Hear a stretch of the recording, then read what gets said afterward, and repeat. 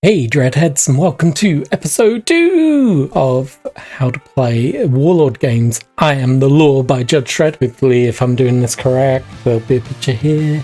But let's just get in. We're on chapter 1, or page, I think it's page 6. Let's dive in, and we'll start going over the rules. Right, I'm obviously not going to show you every rule in the book, but we are going to read through it, and imagery will appear as needed.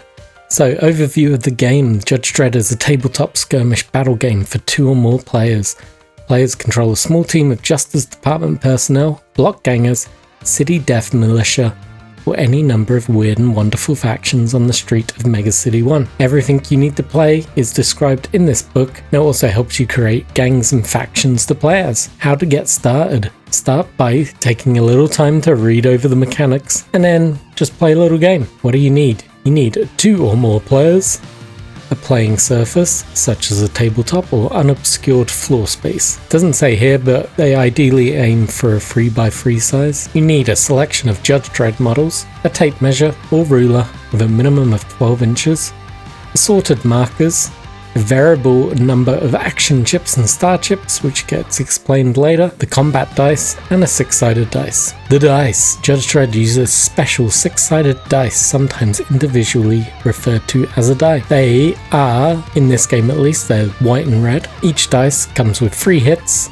2 armor, and 1 special. These all have different effects in the game. Obviously, the explosions represent you hitting in combat or shooting. Your armor symbol, which is the judge's badge, represents you saving against damage. And the 2000 AD represents anything special you have to try and roll. Unless you're really new to wargaming, I think you understand what a 6-sided dice is. Sometimes you have to re-roll as well, that will get covered later on. And there's also dice modifiers. When measuring, you measure from the front of the model when moving, and you move it the full distance to the front of the base. This is a very simple rule. A lot of people can get it wrong, but it is, you measure from the front and it ends at the front. Shooting is measured from the closest point of your model to the closest point of the enemy model. If you can draw that line, you can shoot. We then get turning and fire arcs. Now, this can be iffy. Some players will draw on their bases to represent the front, back. Others, it's based on which way the face is looking, which I find to be the easier way of doing it myself. You have the front arc, the back arc, the left arc, the right arc, and then you get focused front, focused left, focused right, focused back,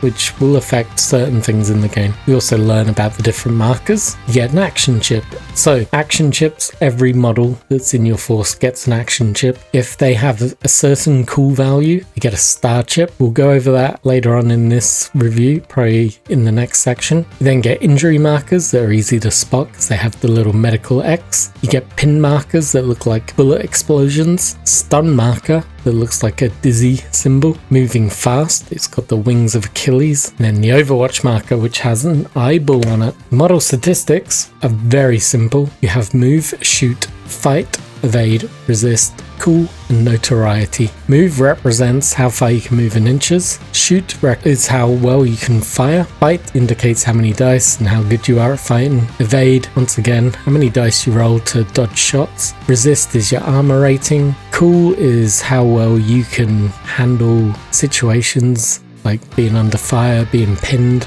doing your cool tests. And notoriety represents your power level. Most characters come with a gun or a close combat weapon, depending on how you've armed them, but they all roughly have the same chart. As you can see here, there's a short range normally, which has its own modifier, a long range that has its own modifier, a power level, and any special rules. The range is how many inches it is that you can shoot from. Modifiers show how many extra dice or how many dice you lose when shooting at that range. You then get the power level. So once you've hit someone, that's how many times you roll to see if you've injured them. And special rules tells you if it's got anything special. So the Cult Lawgiver has armor piercing, special rounds, and a stun pulse, which will all have their rules in the book. Close combat weapons, it's a similar system, has a range. Most close combat weapons will be a 1-inch range, but there's weapons like whips that might be longer and spears that could also be longer. Most close combat weapons usually give you modifiers. It's very rare that they won't have a modifier of some sort. And then you have the special rule section. And that is where we're going to end this week. Next week we'll go into game turn, which will be a lot longer video.